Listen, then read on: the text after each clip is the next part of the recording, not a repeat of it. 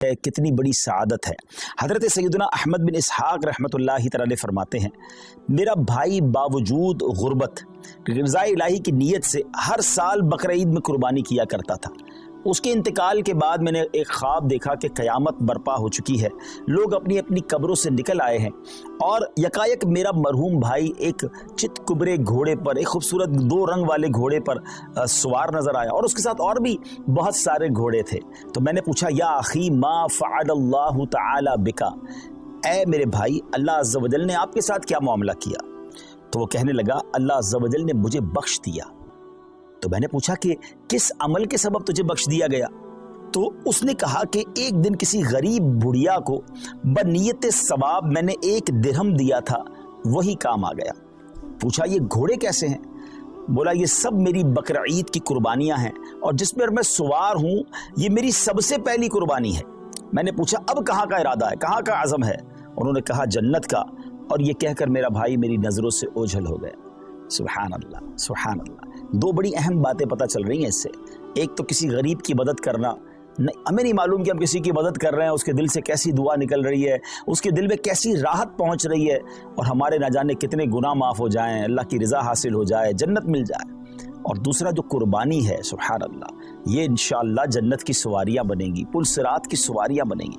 आइए नाज़रीन, मैं आपको नबी पाक अलैहिस्सलाम की कुर्बानी के हवाले से कुछ हदीसें सुनाता हूँ। प्यारे आका अलैहिस्सलाम फरमाते हैं कि कुर्बानी करने वाले को कुर्बानी के जानवर के हर बाल के बदले में 1 नेकी मिलती है।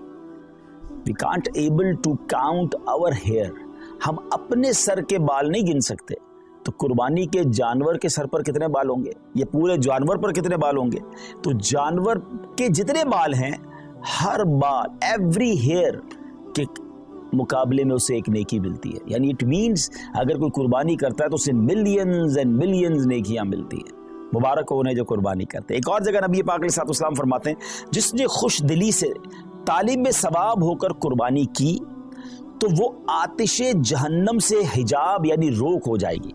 यानी कुर्बानी, देयर आर 2 कंडीशंस, खुश दिली के साथ, ओपन हार्टेडली, बोझ समझकर नहीं, बर्डन समझकर नहीं, खुश दिली के साथ, और फिर सवाब की नीयत से की। हाँ, ये अलग बात है, कुछ लोग कुर्बानी दिखलावे के लिए करते हैं, पता चले मैं कितने पैसे वाला हूँ और जनाब मैं कितनी बड़ी बड़ी कुर्बानी करता हूँ। बिल्कुल बड़े जानवर करने चाहिए, हेल्दी जानवर करने चाहिए, महंगे जानवर भी कुर्बान बिल्कुल अल्लाह की राह में खर्च करना चाहिए, लेकिन नीयत अल्लाह की रज़ा, लोगों को दिखाना नहीं। तो फिर इंशाअल्लाह ये जानवर, ये कुर्बानी जहन्नम के मुकाबले में आड़ बन जाएगी, रोक बन जाएगी। एक और जगह सरकार दो आलम अलैहिस्सलाम ने अपनी प्यारी बेटी खातून जन्नत बीबी फातिमा तो ज़हरा रज़ी अल्लाह तआला अन्हा से इरशाद फरमाया कि ऐ फातिमा, अपनी कुर्बानी के पास मौजूद रहो, क्योंकि इसके खून का पहला कतरा गिरेगा तुम्हारे सारे गुनाह मुआफ़ कर दिए जाएंगे। अल्लाह अकबर, सुभान अल्लाह, सुभान अल्लाह। जानवर का कतरा गिरना है खून का और हमारे गुनाह मुआफ़ हो जाने इंशाअल्लाह। एक और हदीस सुनिए, प्यारे आका अलैहिस्सलाम फरमाते, जिस शख्स में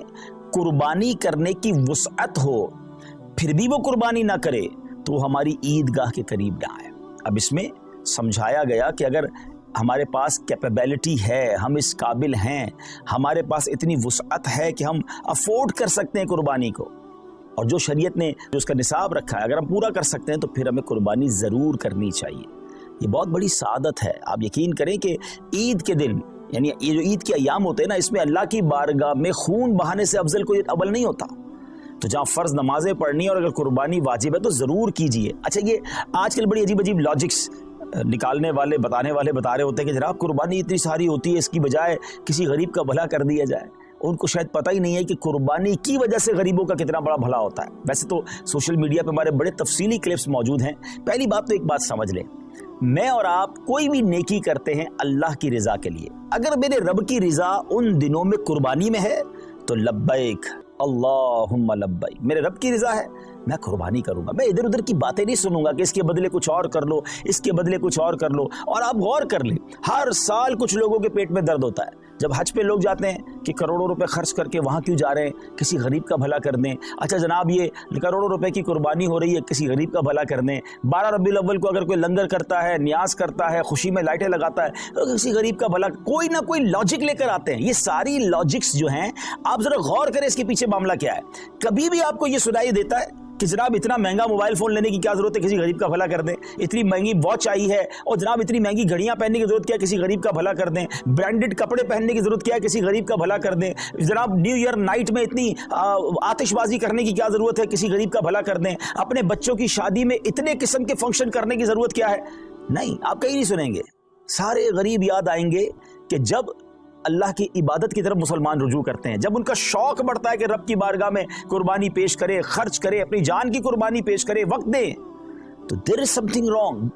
اس باٹم ان ہارٹ میں کچھ گڑبڑ ہے, سمجھیے بات کو. اب میں آپ کو بتاتا ہوں, جس کو بہت زیادہ اس بات کی فکر ہے کہ غریبوں کا بھلا ہو جائے. یہ قربانی سبحان اللہ, یہ ایک ایسا شاندار فریضہ ہے اور ایسی خوبصورت یوں سمجھے کہ تہوار ہے, اسلامی تہوار ہے, کہ جس کی برکت سے لاکھوں نہیں کروڑوں غریبوں کا بھلا ہوتا ہے فرام دا ڈے ون. اچھا, صرف پاکستان کی مثال لے لیں, ویسے ہمارے جتنے یہ جو تیسری دنیا کے بر صغیر کے ملک کہلاتے ہیں, جب بہت قربانی ہوتی ہے, پاکستان ہو گیا, ہندوستان ہو گیا, بنگلہ دیش, جہاں بھی غریب ممالک ہیں, مجھے بتائیے قربانی کے جانور آتے کہاں سے؟ 90% جانور وہ لوگ لے کر آتے ہیں جو اپنے گھروں میں, اپنے گاؤں گوٹھوں میں ان جانور کو پالتے ہیں. غریب لوگ ہوتے ہیں اور پورا سال پالتے ہیں تاکہ قربانی کے دنوں میں بیچیں گے تو اس سے ہمیں پیسے ملیں گے. تو ان لاکھوں کروڑوں غریبوں کا بھلا ہوتا ہے جب قربانی ہوتی ہے. اچھا, بزنس کا ماڈیول کیا ہے؟ What is the way to boost your business اور یور اکانومی؟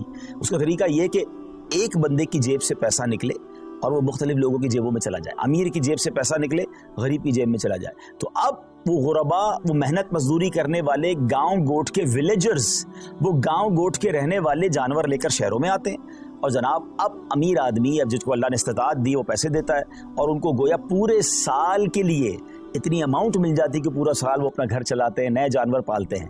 تو جناب پہلا فائدہ تو یہ ہو گیا. کہاں گئے پیسے؟ غریبوں کے پاس گئے. اچھا, لیکن جب وہ جانور کسی منڈی میں آئے تو اس منڈی میں ہزاروں لاکھوں, یوں سمجھے پوری دنیا میں اگر دیکھیں تو لاکھوں شاید مزدوروں کا بھلا شروع ہو جاتا ہے. کوئی چارہ کھلا رہا ہوتا ہے, کوئی لوڈنگ کر رہا ہوتا ہے, کوئی ان کا خیال کر رہا ہوتا ہے, ان کا روزگار شروع ہو جاتا ہے. پھر جب وہ خرید کر گھر لاتے ہیں تو سوزوکی والے, ٹرک والے, ان کا روزگار شروع ہو جاتا ہے. اچھا, منڈی میں صرف چارے والے نہیں, رسی والے, جانوروں کی خوبصورتی کی چیزیں ہوتی ہیں وہ بھی بیچ رہے ہوتے ہیں. ہزاروں لوگ آتے ہیں تو وہاں پر باقاعدہ سٹالز لگ جاتے ہیں, کھانے پینے کی چیزیں بکنا شروع ہو جاتی ہیں. کتنے غریبوں کا بھلا ہوتا ہے. اچھا, جب وہ جو جانور آپ کے محلے میں, ہماری گھروں کے قریب آ جاتا ہے تو اب گھر کے علاقے میں, بلڈنگ میں چوکیدار اور محلے والے جو لوگ جانور سنبھالتے ہیں ان کا روزگار شروع ہو جاتا ہے. سارے تو غریب ہیں. اچھا جناب, اور آگے چلتے ہیں. اس کے بعد جب قربانی ہوتی ہے تو کون کرتا ہے قربانی؟ ہے ہم خود تو نہیں کاٹتے نا جانور کو.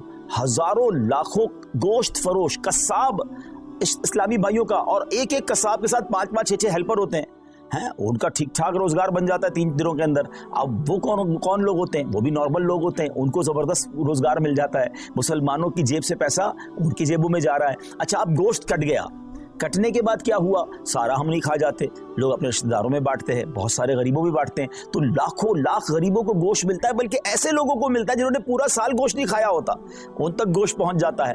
اور آگے چلیے, اب جب گوشت اس کے کچھ دنوں کے بعد ایسی جگہوں پر پکنے کے لیے جاتا ہے جو کباب بناتے ہیں, بوٹی بناتے ہیں, جناب وہ بھی نارمل لوگ ہوتے ہیں, ان کا بھی روزگار چل پڑتا ہے.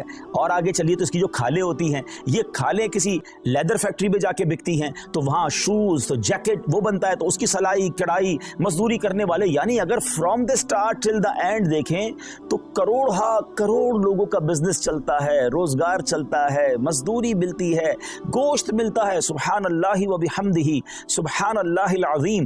گویا سنت ابراہیمی پر عمل بھی ہو رہا ہے, گناہ بھی معاف ہو رہے ہیں, اور پورے مملکت کا, پوری کنٹری کا کاروبار چل رہا ہے, لاکھوں لوگوں کا روزگار بڑھ رہا ہے.